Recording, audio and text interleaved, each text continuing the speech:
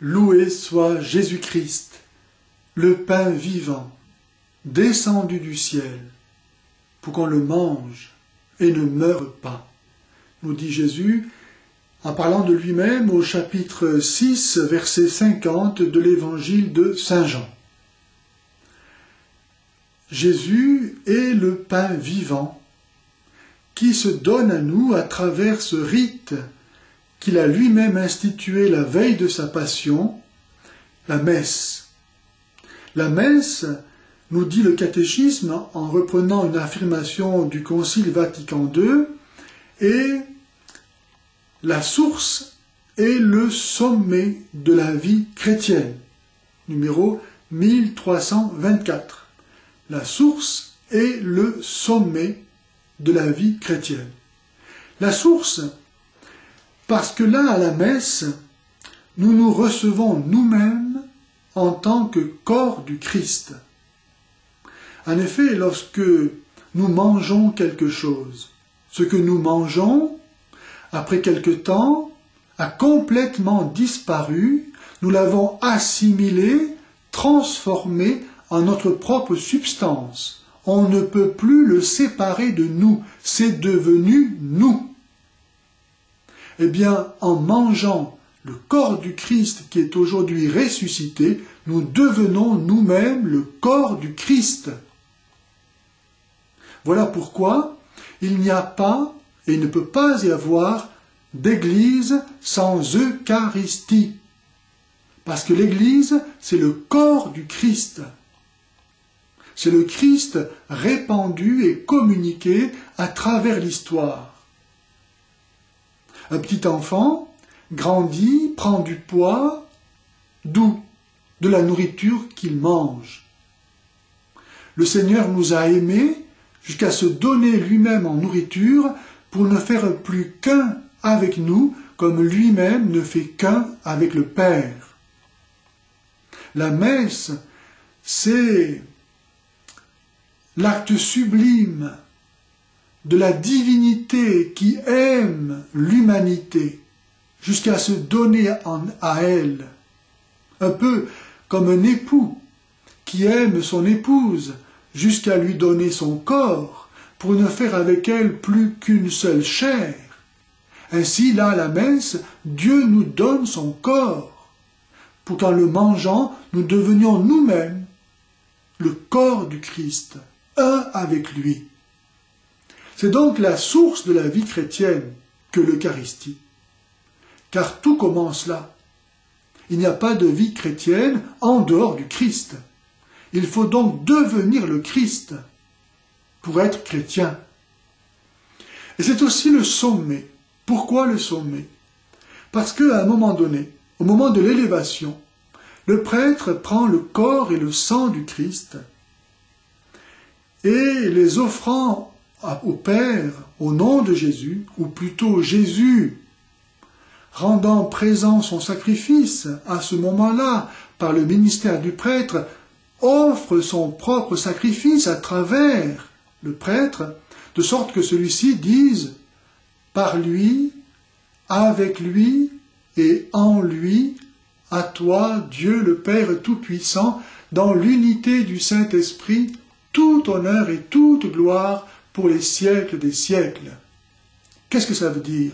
Ça veut dire, par Jésus, qui m'habilite à prendre part à la messe en vertu de mon baptême et de l'état de grâce dans lequel je suis actuellement, avec lui qui est là présent dans son Église, et en lui, parce que je suis membre de son corps, je me donne à toi, Dieu.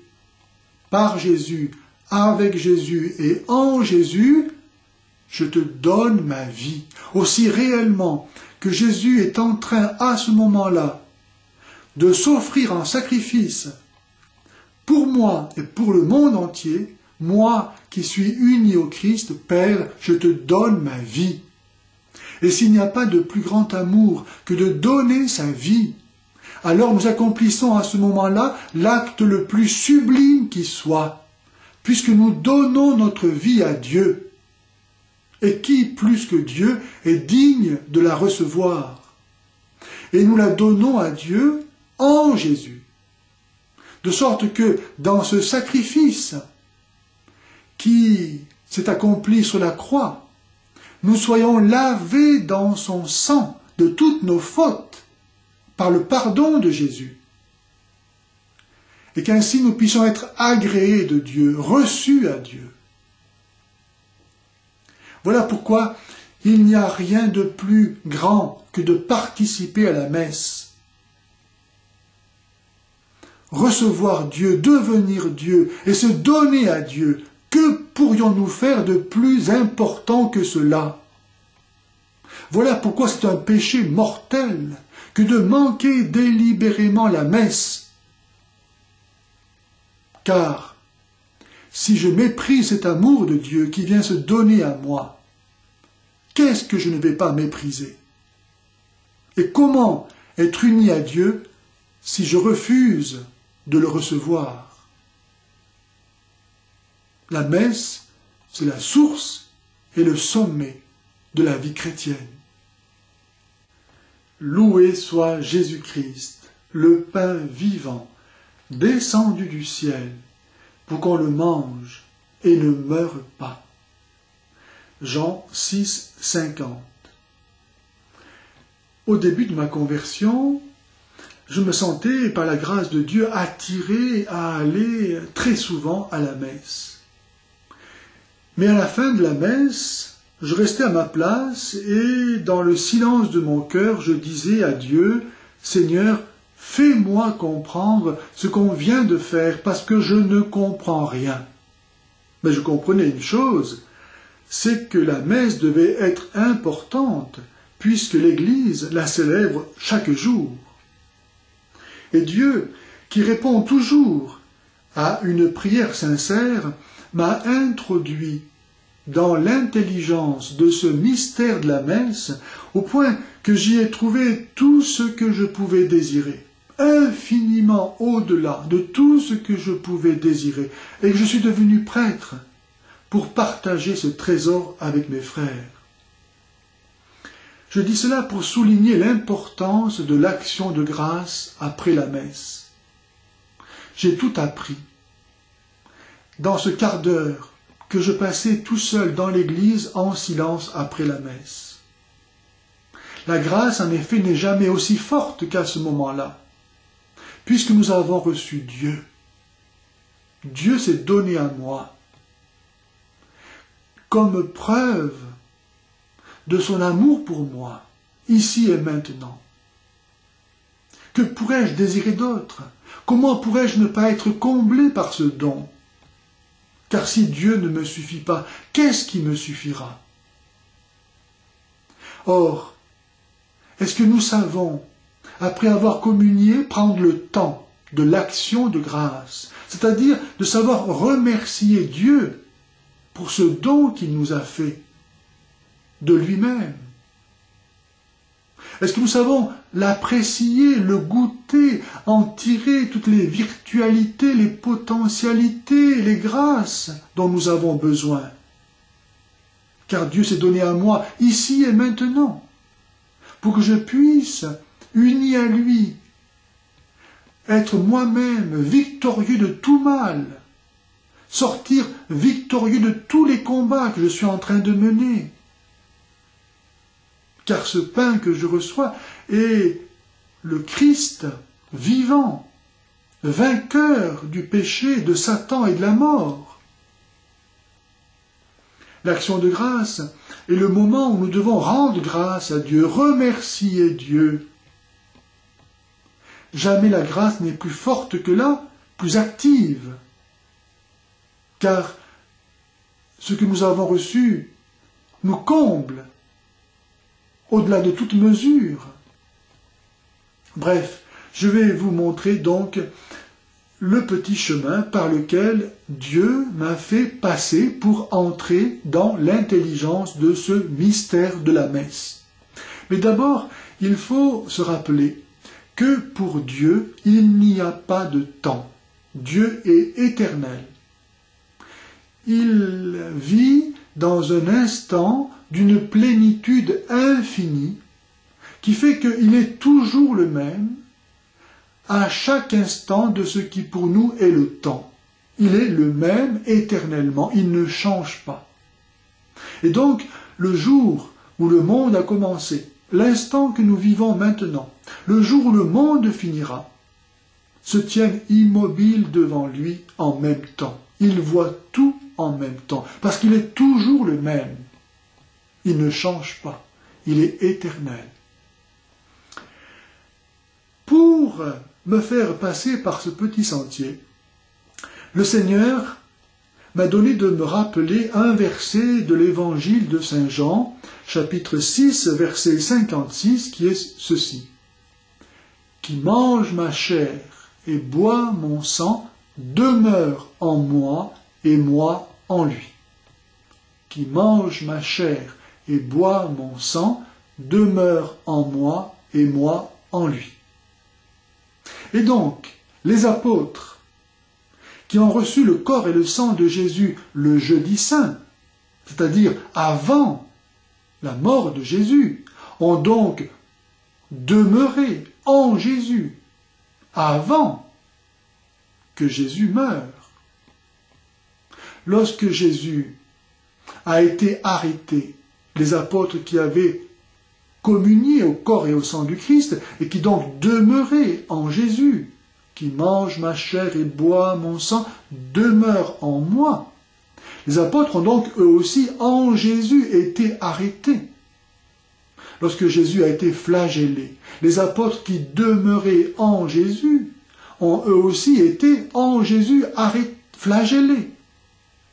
Lorsque Jésus a été crucifié, les apôtres qui demeuraient en Jésus, qui mangent ma chair et boit mon sang, demeurent en moi, ont eux aussi en Jésus été crucifiés. Lorsque Jésus est mort, les apôtres qui demeuraient en Jésus sont donc eux aussi morts en Jésus. Et lorsque Jésus est ressuscité, les apôtres qui demeuraient en Jésus sont donc eux aussi ressuscités. Voilà pourquoi Jésus dit « Si vous ne mangez pas ma chair et si vous ne buvez pas mon sang, vous n'aurez pas la vie en vous. » Jean 6, 53. Car seul le corps du Christ a connu ce destin de mourir et de ressusciter. Et c'est seulement si nous nous unissons à Jésus avant qu'il meure pour mourir avec lui que nous aussi nous pourrons ressusciter avec lui. D'ailleurs, remarquez bien que le prêtre à la consécration dit ceci. « Prenez et mangez, ceci est mon corps, livré pour vous. Prenez et buvez, ceci est mon sang, qui va être versé pour vous et pour la multitude en rémission des péchés. » Qui va être versé, donc qui ne l'est pas encore. Eh bien, nous tous, lorsque nous communions, nous recevons le même pain et le même vin qu'ont reçu les apôtres au Cénacle. Jésus n'a donné son corps et son sang qu'une fois, pour tous les hommes. Nous sommes à la messe avec les apôtres au Cénacle, pour recevoir Jésus avant qu'il meure, pour mourir avec lui. Mourir d'amour.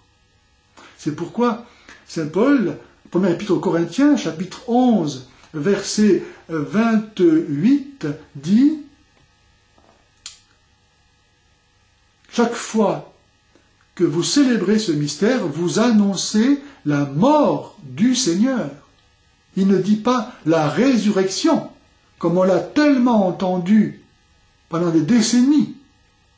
Vous annoncez sa mort. Quand on vient à la messe, on vient pour mourir avec Jésus, afin de pouvoir ressusciter aussi avec lui. Que faisait Marthe Robin lorsqu'elle avait communié le jeudi? Elle communiait une fois par semaine, le jeudi. Elle entrait en extase et elle revivait la passion. Cette femme, pendant 50 ans, n'a ni mangé, ni bu, ni dormi. Elle ne recevait qu'une fois par semaine, le jeudi, la petite hostie qui est le corps du Christ, et c'est ça qui la faisait vivre pendant 50 ans. Et quand elle communiait, jusqu'au dimanche matin, jour de la résurrection du Christ, elle revivait la passion. Et l'on voyait sur son front couler du sang à l'emplacement de la couronne d'épines. Et dans ses mains, dans ses pieds, à son cœur, du sang coulait. Parce qu'elle était tellement unie au Christ qu'elle ne faisait qu'un avec lui. Eh bien, ou le Padre Pio, lorsqu'il célébrait la messe, la même chose. Il revivait la passion. Eh bien, ces deux saints faisaient ce que nous devons tous faire. Comment recevoir Jésus avant qu'il meure, s'unir à lui, et ne pas souffrir aussi avec lui jusqu'à la mort. Voilà pourquoi Jésus nous donne son corps et son sang avant de mourir, pour que nous puissions être capables d'aller avec lui jusqu'à la mort, sans jamais pécher.